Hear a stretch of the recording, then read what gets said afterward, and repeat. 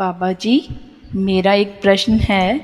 समाधि के वक्त क्या महसूस होता है?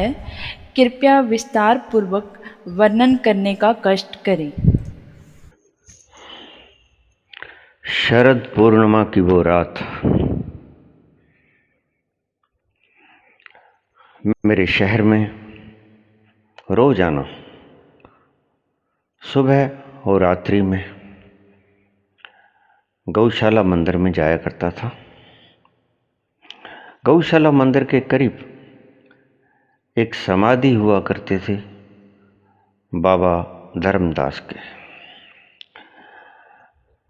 उसके पास में जाके बैठ जाया करता। घंटों मौन नीरवता के भीतर परम सन्नाटा, कोई आसपास शोरगुल नहीं, कोई आदमी नहीं, कोई पशु पक्षी नहीं। वहां जाके बैठ जाया करता, घंटों बैठा रहता और फिर जब आंख खुलती तो अपने घर वापस चला जाता। ऐसे ही वर्षों बीतते गए। नित्य प्रति का मेरा ये काम चलता रहा। मुझे याद है कि वो शरद पूर्णिमा की रात थी, जब मैं मुख्य सड़क पर जा रहा था और मुख्य सड़क से बाबा धर्मदास की समाधि तक जाने के लिए एक छोटी पगडंडी जाया करती थी, बिल्कुल कच्ची थी। वहां पर कोई सड़क नहीं बनी हुई थी। रेत के ऊपर से चल के मैं रोज जाया करता था, मेरा रोज का काम था। हालांकि वहां जो जमींदार थे, जिनके वो खेत थे जहां से मैं गुजर के जाया करता था, उन्होंने मुझे बहुत बार चेतावनी दी कि आप यहां से मत जाया करो, यहां बहुत बड़े बड़े सांप रहते हैं। रात को समाधि के ऊपर तो विशेषतः सांप बहुत मात्रा में रहते हैं। लेकिन न जाने क्यों शुरू से ही मेरे मन में खतरों से खेलने का शौक था। मैं सदा ही खतरों से खेला करता था, जैसे जीवन मुझे ऐसा लगता था कि एक खेल हो। मैं चला जा रहा था, मुख्य सड़क से उस पगडंडी की ओर मुड़ गया। थोड़ी दूर मैं आगे चला। आगे जाकर पहले दाएं मुड़ना पड़ता था, फिर बाएं मुड़ना पड़ता था। एक छोटा सा रास्ता था, वहां से गुजरना पड़ता था। आगे जाकर कोई करीब 15-20 कदम एक छोटा सा वृक्ष था। उसे मैं बोना वृक्ष कहा करता था। वो कद में छोटा था, लेकिन बहुत पुराना था। ज्यादा ऊंचा न गया था, घना बहुत था, पत्ते बहुत थे, टहनियां बहुत थी। और मैं उसके पास जाके जैसे ही पहुंचा, जैसे मुझे आदेश हुआ भीतर से कि मैं चांद की तरफ देखूं, मैंने निगाह ऊंची उठाई और शरद पूर्णिमा का पूर्ण चंद्रमा मैंने देखा, मेरे सिर के ऊपर खड़ा था। मैं बड़ा हैरान हुआ, चांद मेरे सिर पर कैसा आ गया? ये क्या हुआ जा रहा है? जैसे मेरे भीतर का खून न जाने क्या हरकतें कर रहा था। मेरे भीतर कुछ उठ रहा था, बड़ा शांत तूफान था। तो तूफान जैसा, लेकिन था बड़ा शांत। मेरे भीतर से कुछ ऊपर उठा जा रहा था, सिर की तरफ। और जैसे ही मुझे आदेश हुआ चंद्रमा की तरफ देखने का, मैंने चंद्रमा को देखा और मुझे ऐसा लगा जैसे चंद्रमा बिल्कुल मेरे सिर के पास आ गया है। मैंने अपनी उंगली उठाई तो जैसे मैंने चंद्रमा को छू लिया हो, बस इतना करीब मेरी उंगली चंद्रमा पे लग गई। ये दृश्य तो मैंने कभी ना देखा था। चंद्रमा बहुत दूर होता है, लेकिन आज तो मेरे बिल्कुल करीब आ गया था। चंद्रमा मेरे करीब कैसे आ सकता है? मैं कुछ सोच ना सका, सारे विचार बंद थे। एक अपूर्व शांति की लहर भीतर छा गई थी और मेरा पांव एक ईंट के ऊपर था। मेरा एक पांव एक ईंट के ऊपर था और एक पांव धरती के ऊपर था। ईंट इत्तफाकन ही पहले से वहां पड़ी थी, और भी ईंटें पड़ी रहा करती थी। वहां एक छोटी सी दीवार थी जो कि ढह गई थी और उसकी ईंटें बिखरी पड़ी हुई होती थी। तो जैसे आदेश हुआ कि दूसरा पांव भी इस ईंट के ऊपर रख लो, तो जैसे मैं उस आदेश की आज्ञा का पालन स्वतः ही कर रहा था, मैंने दूसरा पांव भी उस ईंट के ऊपर रख लिया। मुझे कुछ पता नहीं था ये क्या हो रहा है। जैसे मैंने दूसरा पांव इस ईंट के ऊपर रखा तो एकदम से जैसे बारिश हो रही हो, मेरी आंखें खुली थी और मैं देख रहा था कि मेरी आंखों के सामने से दूधिया रंग के हल्के हल्के कण, वाइट पार्टिकल्स, मिल्की पार्टिकल्स मेरे ऊपर बड़ी मात्रा में गिर रहे हो। मेरे सिर के ऊपर, मेरे बदन के ऊपर, मेरे सारे शरीर के ऊपर, और मैं मूर्तिवत खड़ा था। न मुझे कुछ सोच आ रही थी, न कुछ समझ।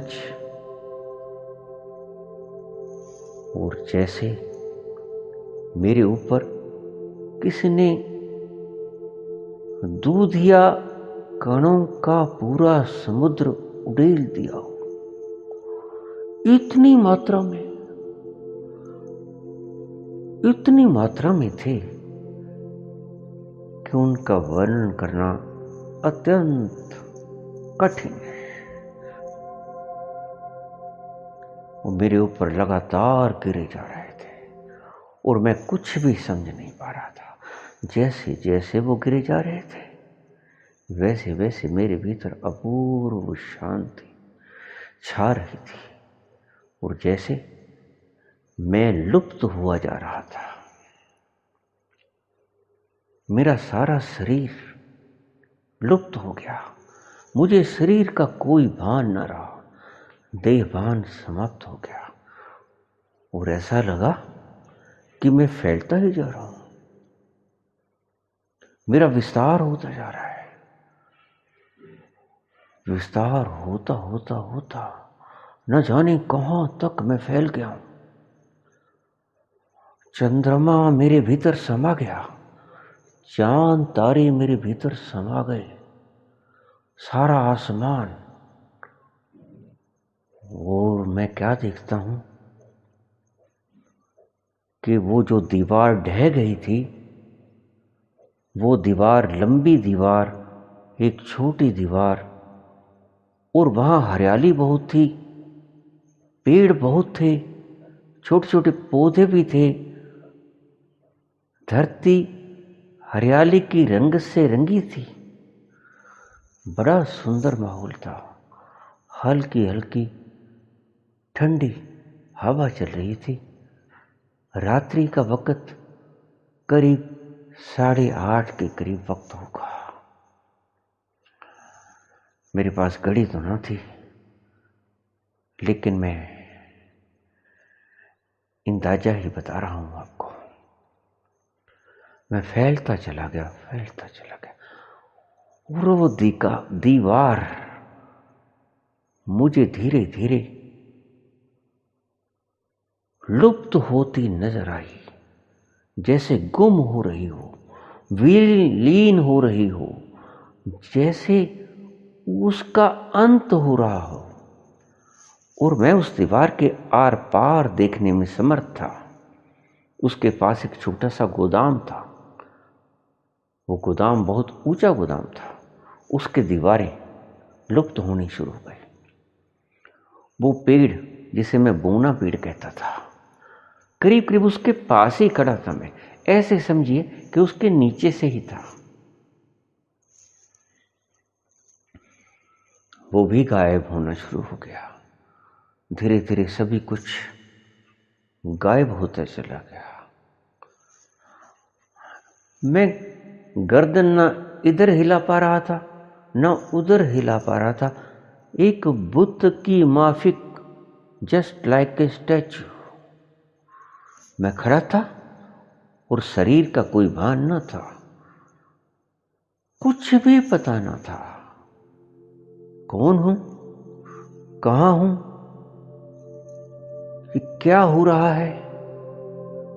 विस्तार, परम विस्तार, मेरा अपना विस्तार, एक अपूर्व अनुभव जो मैंने कभी भी न किया था।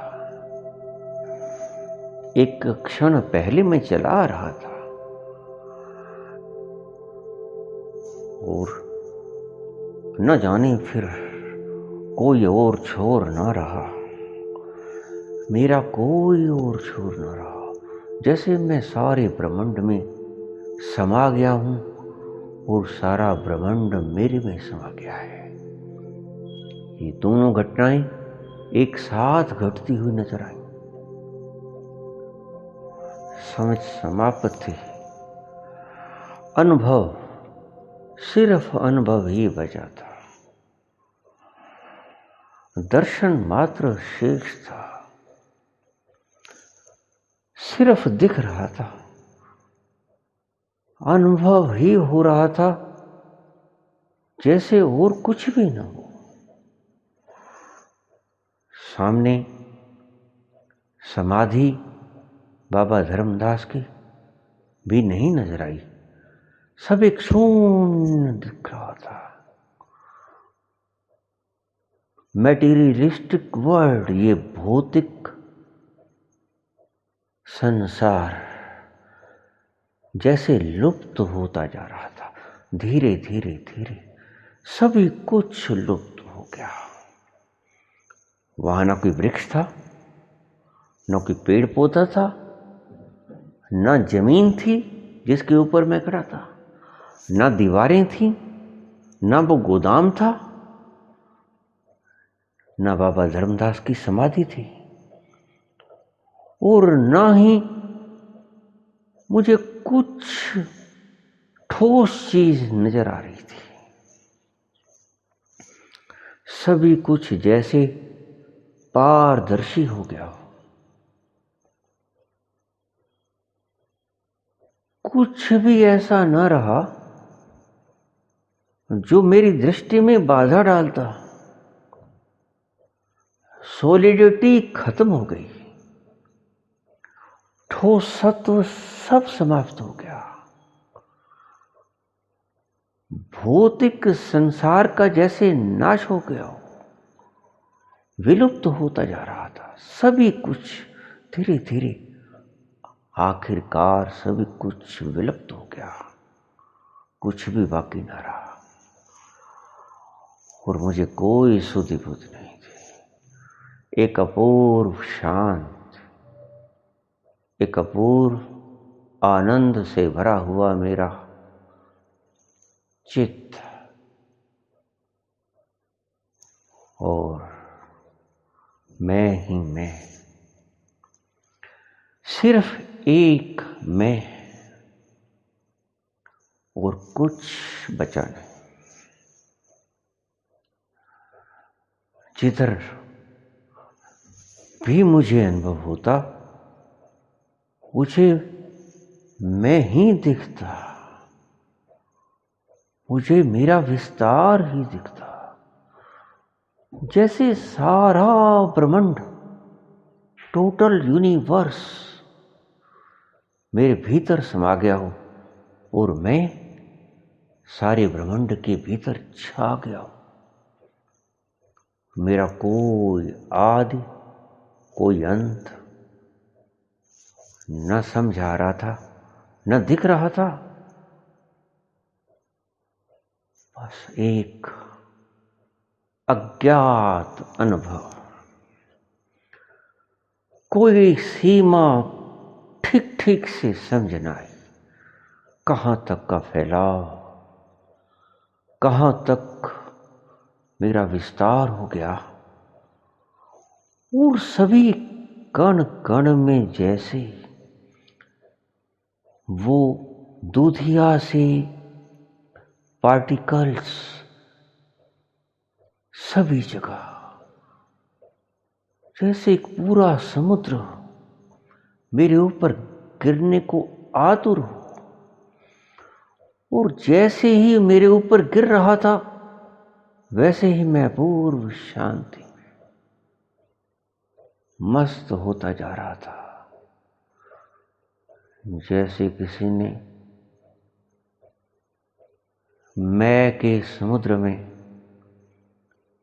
शराब के समुद्र में मुझे पटक दिया हो और मैं धीरे धीरे नशे में बेसुध होता चला गया।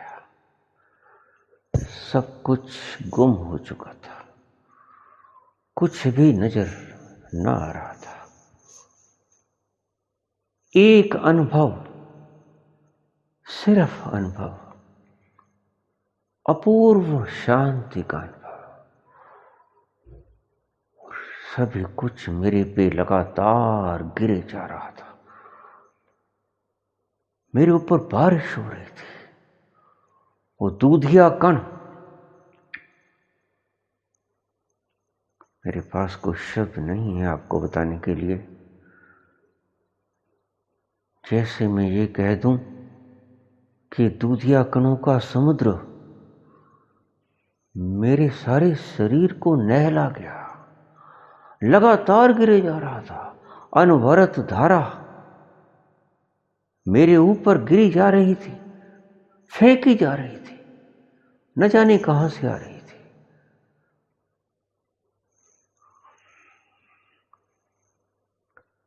थोड़ी देर तक हल्का हल्का, जैसे किसी ने कुछ सुंघा दिया हो, मैं मदहोश होता चला गया और फिर मुझे कोई भान न रहा कि मैं कहां।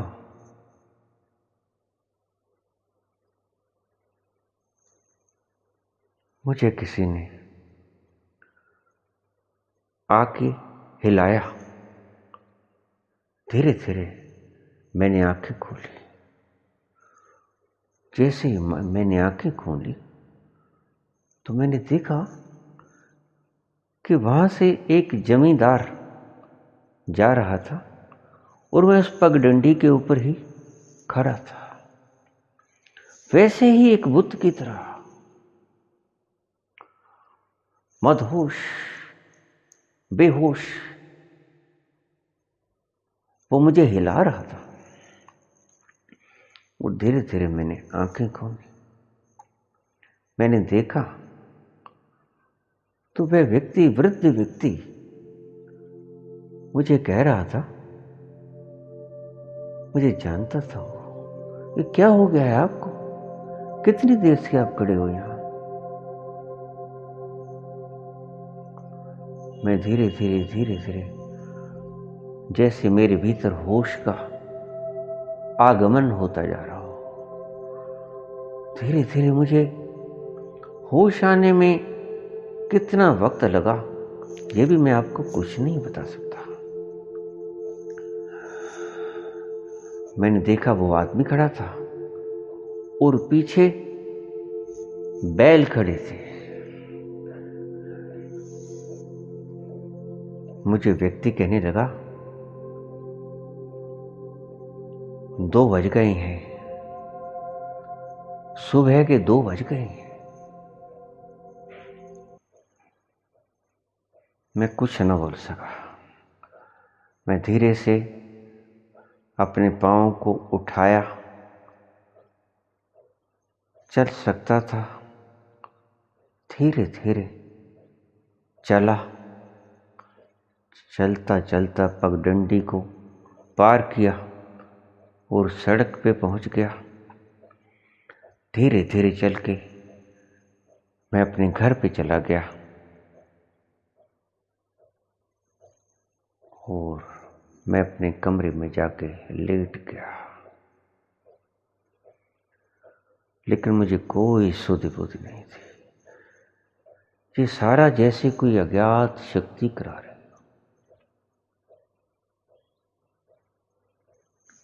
और फिर जब मैं जगा तो सुबह के 9 बज रहे थे।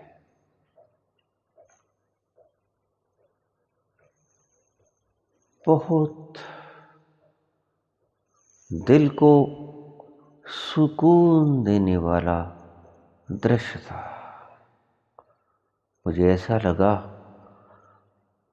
जैसे सारी प्रकृति नाच रही हो, खुशी बना रही हो, एक जश्न का माहौल चल रहा हो। एक मिठास, अंदरूनी मिठास, उसको कोई भी टेस्ट नहीं दिया जा सकता। ऐसा आनंद का मिठास जैसा इससे पहले मैंने कभी ना चखा हो, कभी ना देखा हो, कभी ना अनुभव किया हो। वो रात, वो पूर्णिमा की रात, वो शरद पूर्णिमा की रात मुझे नया जन्म दे गई। फिर मैं वो ना रहा जो एक क्षण पहले था, जो उस पगडंडी पे गया था और जिसने जाके ईंट के ऊपर पांव रखा था, वो जब वापस घर को आया तो वो व्यक्ति नहीं था जो गया था। फिर तो जैसे कोई आया ही नहीं, बस गया ही था, जैसे आया कोई भी नहीं।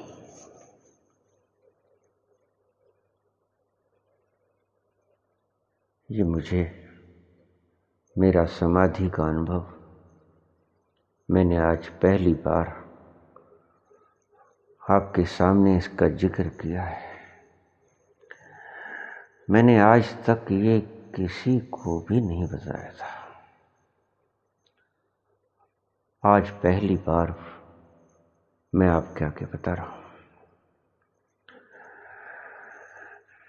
फिर मुझे ऐसा भी ख्याल आया कि जो आदि गुरु शंकराचार्य ने ये शब्द बोले कि ब्रह्म सत्यम जगत मिथ्या, वो सत्य बोले थे। क्योंकि उस वक़्त न दीवार थी, न गोदाम था, न बाबा धर्मदास की समाधि थी, न मुझे वो ईंटें दिख रही थी, न धरती दिख रही थी, और न चंद्रमा दिख रहा था। और चंद्रमा जैसे मेरे सिर के ऊपर आ गया था, और उसके बाद जैसे चंद्रमा की वो दूधिया रोशनी मुझे अपने में लपेट गई हो, सारा चंद्रमा मेरे ऊपर पटक दिया गया हो, कण के रूप में कण कण करके सारी सृष्टि मुझ पे बरस गई हो, तो भौतिकता नष्ट हो गई थी। सभी दीवारें, सभी वृक्ष, सभी पौधे, कुछ भी न बचा था। तो मुझे फिर ध्यान में आया कि जगत गुरु शंकराचार्य ने ये शब्द कुछ ऐसे ही नहीं बोले थे।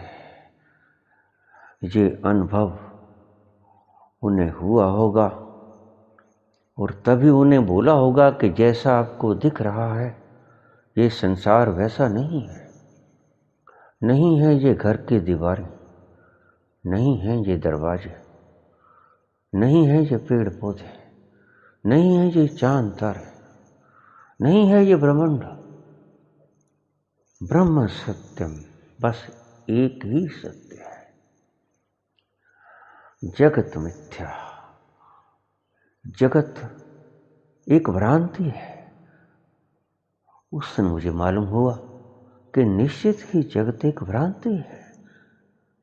ये एक दार्शनिक सिद्धांत की तरह नहीं है, ये एक सत्य की तरह है। ये एक सिद्धांत नहीं है, ये कोई फार्मूला नहीं है,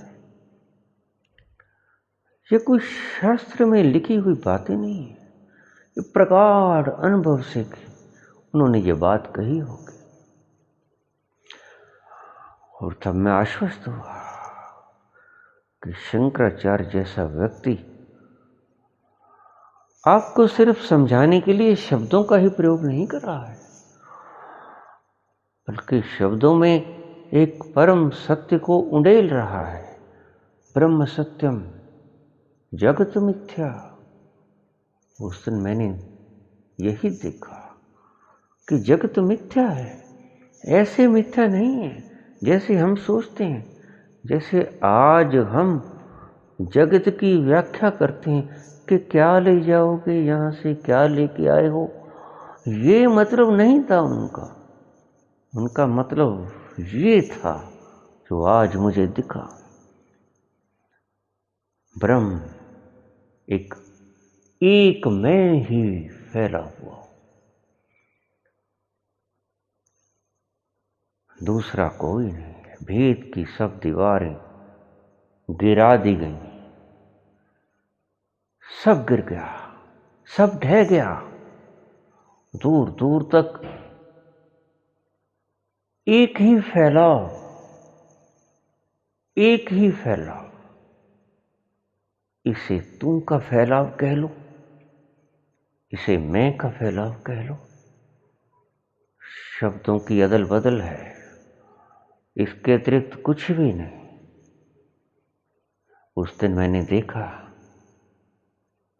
कि सब ढह गया था। कोई दीवार नहीं, कोई घर नहीं, कोई मंदिर नहीं, कोई समाधि नहीं, कुछ भी नहीं।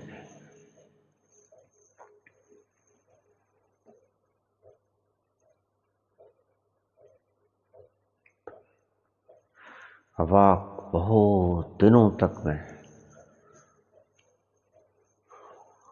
कुछ न बोल पाता।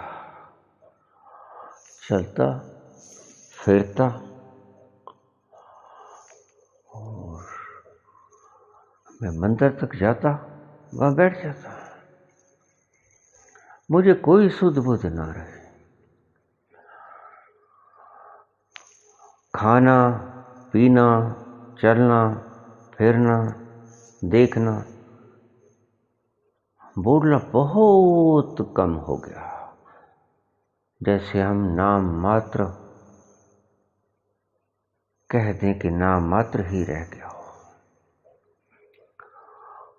और उसके बाद करीब 1 महीने तक मेरी ऐसी ही दशा रही।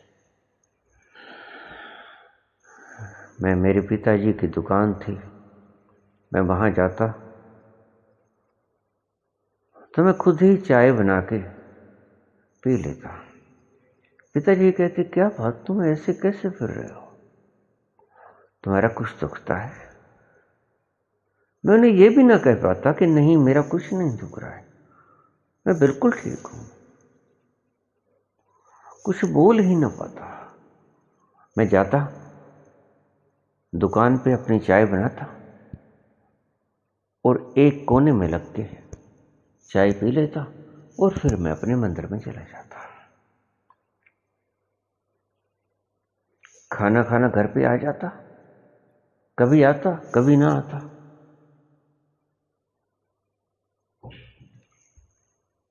ऐसा मेरा हाल हुआ। ये मेरी समाधि का वो अनुभव था और मैं भार मुक्त हो गया हूं। जैसे लाखों जन्मों का चला हुआ एक पथिक, उसे अपनी मंजिल मिल गई हो और उस दिन के बाद चलना समाप्त हो गया हो, चलना बंद हो गया हो। क्योंकि जब मंजिल आ जाया करती है तो फिर चलना भी बंद हो जाया करता है। उस दिन के बाद शरीर तो बहुत चला, लेकिन मैं कहीं नहीं गया। मैं वही हूं जहां हूं। शरीर बहुत बोला, लेकिन मैं कुछ न बोल पाया। मैं चुप ही हूं। मैं मेरे साक्षित्व में सदा मगन हूं। मैंने खाया, मैंने पिया, सारी क्रियाएं हुई, लेकिन मैंने कुछ नहीं किया। मेरे से निर्लिप्त, मेरे से बाहर सभी क्रियाएं होती चली गई। उस दिन मुझे समझ आया कि साक्षी किसे कहते हैं। ये जो साक्षित्व का शब्द क्या है, और फिर मुझे ये भी समझ आया कि भगवान कृष्ण जिसे स्थिति प्रज्ञता कहते हैं, उसका क्या अर्थ होता है। प्रज्ञा में स्थित हो जाना, प्रज्ञा साक्षी को कहते हैं। उस साक्षी में स्थित हो जाना, और जो एक बार उस साक्षी में स्थित हो जाता है, फिर से कभी बाहर आने का कोई रास्ता नहीं। फिर वो कभी बाहर नहीं आ पाता। न वो चाहता है, न चाहने से बाहर आ पाता है। चाहेगा भी क्यों? अपार मस्ती के समुद्र में हर वक्त डूबा हुआ कौन चाहेगा कि मैं इस मस्ती से बाहर निकल जाऊं? सारा खाना पीना सब कुछ समाप्त हो गया। मुझे कई बार लोग पूछ लेते हैं कि आप स्वाद की कोई भी चीज नहीं खाते? ना कोई फल लेते हो, ना कोई सब्जी लेते हो, ना नमक खाते हो, न खाना खाते हो, न सब्जी खाते हो, कुछ भी तो नहीं खाते। अकेले दूध से कैसे चलता है ये शरीर? मैं उनसे क्या बताऊं। आज मैं इतना भर गया हूं, पहली बार जीवन में अपनी उस अनुभव को आपके समक्ष साझा कर रहा हूं जो मुझे हुआ। और क्या स्वाद लूं मैं, किस चीज का स्वाद लूं, क्या खाऊं, किसे खिलाऊं, कौन खाएगा? ये प्रकृति अगर चाहेगी तो खिला देगी, नहीं चाहेगी तो ठीक, नहीं खिलाएगी, इसकी मर्जी। मेरा कोई जिम्मा ना रहा। मेरी कोई इच्छा बाकी न रहे, कोई चिंतना, कोई वासना, कोई इच्छा, सभी कुछ विलीन हो गया। उस अनुभव के साथ मेरा सब कुछ चला गया जिसे मैं मेरा कहता था। मेरा तो है अब भी, लेकिन सारा कुछ ही मेरा है। ऐसा कह लो कि मेरा कुछ भी नहीं। दोनों ही बातें सत्य हैं।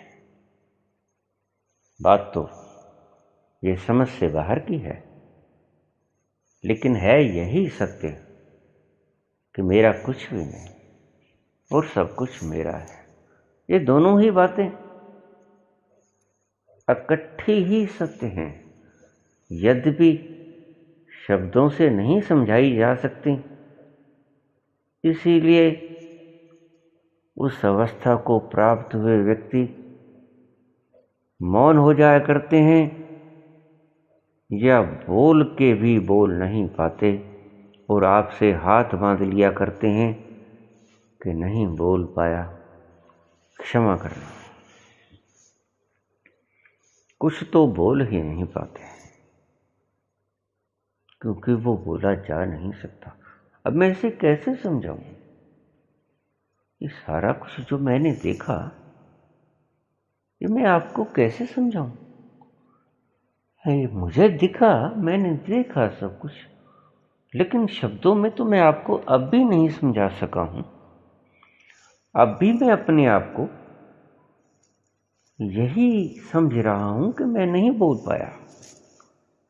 उस अनुभव को मैं इशारा मात्र ही कर सका आपसे। पूरा पूरा तो मैं अभी भी ना बोल पाया और कभी भी ना बोल पाऊंगा। कोई भी ना बोल पाएगा, कोई भी ना बोल पाया है। निश्चित रूप से ये सत्य है। बहुत सी बातें समझ में आई।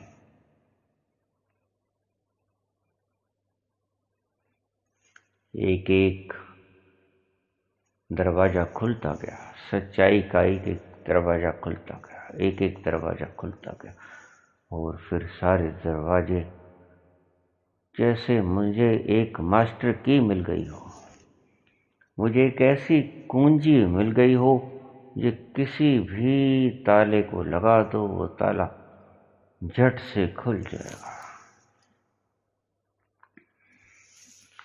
ये मास्टर की शब्द सिर्फ शब्द ही नहीं है,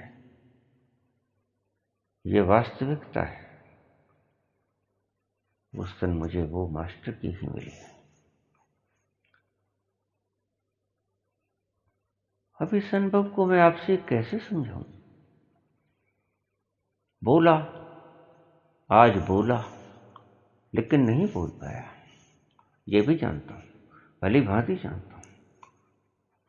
शायद आप मेरे बोलने से कोई अंदाजा ले गए होंगे। निश्चित ही आपको कुछ न कुछ तो अनुभव हुआ होगा। मेरे बोलने को शायद आपने किसी रूप में समझा तो होगा ही, लेकिन जितना आपने समझा वो ठीक नहीं है। क्यों? क्योंकि समझ में जिसने देखा उसके भी नहीं आया। मेरी खुद की समझ में नहीं आया कि ये क्या था, और मैं आपको कैसे बता सकता हूं। इसीलिए मुझे ध्यान में आया कि जिन ऋषियों ने ये कहा कि वो सिर्फ अननोन ही नहीं है, अननोनेबल भी है, वो अज्ञात ही नहीं है, वो अज्ञेय भी है, वो जाना नहीं जा सकता, वो जाना ही नहीं जा सकता, बोला भी नहीं जा सकता और पूरा जाना भी नहीं जा सकता। अनुभव में ही आया करता है, बस और कुछ नहीं। और ऐसा अनुभव जिसे तुम कभी भी बता ना सकोगे। क्योंकि जिसके द्वारा हम बताते हैं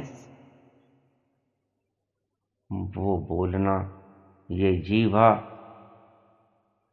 वहाँ तक पहुँच नहीं पाते, ये शब्द उसके बहुत दूर रह जाते हैं, अनंत अनंत मील दूर, उसकी छाया तक भी उन्हें छू नहीं पाते। जैसा देखा वैसे मैंने आपको आज बोलने का अवसर प्राप्त हुआ, साहस हुआ मुझे आज बोलने का, इच्छा हुई मुझे। आज उस विशाल ने मेरे हृदय में ये इच्छा जगाई कि मैं बोलूं, और मैंने बोल दिया। धन्यवाद।